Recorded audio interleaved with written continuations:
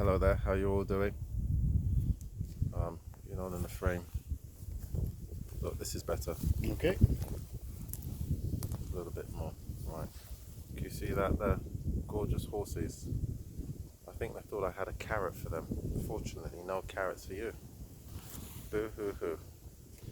Now, what day are we on, sir? Day 17.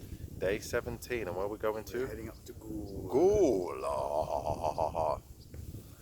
Halloween coming. Halloween's probably been cancelled. Well, fair enough. Anyway, today we're going to talk about how people sabotage their success. Now, in life, the pursuit of happiness is what people long for. But what happens is sometimes, a lot of the times, people will stray off the path to happiness and do things that's going to cause their life more pain or more harm. And when they're doing this, they believe that they are being tested. They believe that they are doing it because this is how it's supposed to be. And the problem with this is that if you want any sort of success in your life, you've got to build, you've got to take time, you've got to be stable. You've got to be physically stable, you've got to be mentally stable. And I have found that a lot of people do things to stop their success. Oh, steady on, horsey. Steady on. He knows what I'm talking about. Now, what's happened here is, right, steady on. So what's happened here is that someone might be wanting to start a business, for example, but a lot of pressures are happening. So what they wouldn't do is they'll be driving, going somewhere, and someone will, I don't know, give them the middle finger, and then they'll use that excuse to get out of the car and have a fight with this person and go into prison. They have just sabotaged their own success because they know where they're going to. And instead of them to be patient and have the foresight that, listen, if I was to get myself into trouble, I will now not be able to provide for my family. If I have kids, if I have a wife, what will be the use of me getting upset at a traffic stop with some guy that's probably having a bad day, or some individual that doesn't mean it, or I perceive this person is trying to, throw salt into my wound? That is a form of sabotaging. Another form of sabotaging is when you feel that you haven't accomplished something in your life. Either you're 25, you're 27, you're 30, you're 40, and you feel that I haven't really accomplished something. Then what you think to yourself is, oh, I know, because I haven't accomplished something on my own and I don't really have a direction, I tell you what, I'm going to get into a relationship with a guy or a girl. I'm going to have children. I'm going to have children with this individual. And so hopefully by having a child with this individual, I'll be able to love someone and give love to someone that I wasn't able to receive myself. That's another form of sabotaging. Because if you are trying to save yourself from a burning house, if you haven't checked that you're not on fire, why then would you go and try to save someone else? You've got to make sure that you're all right. You've got to know the clear path that you want to go to.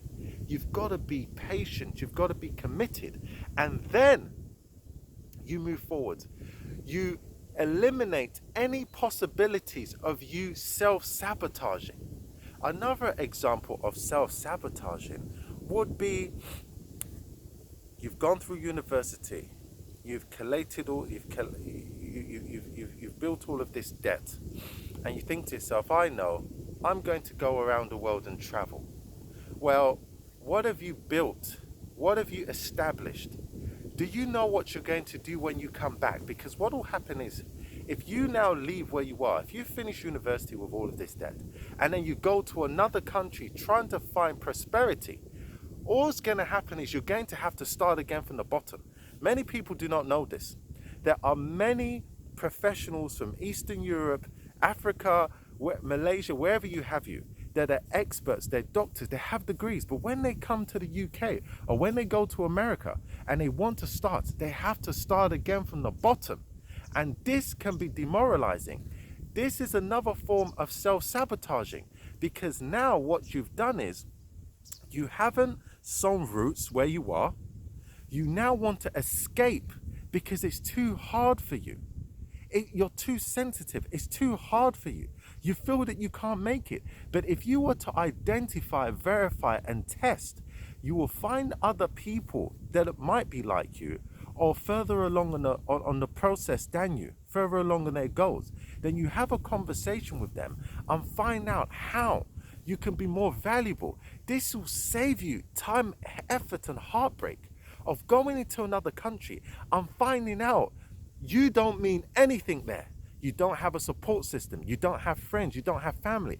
And what happens is this actually throws people into spirals of depression. Then to escape the harsh realities, they'll turn to drugs. They might turn to other forms of meditation or so on and so forth as a way to escape the reality. Wherever you go, you are there. Wherever you head to, you are there. Whatever problems you had over there, you're going to bring it over here.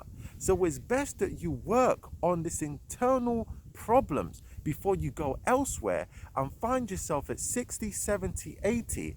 You haven't sown any roots, you haven't built anything, and everyone's moved on, and now you're a pariah. No one cares. And this is what happens to a lot of people. They get to a certain age, one of a few reasons. This is not, every situation, but you find yourself, you haven't built anything, and now that the situation of the government is happening, they're now starting to take away benefits. You have no more benefits for you, no more crutch, no more assistance.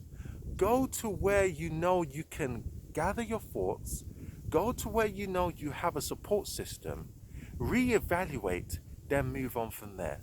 It's never too late. Thank you very much. God's country with all the horses.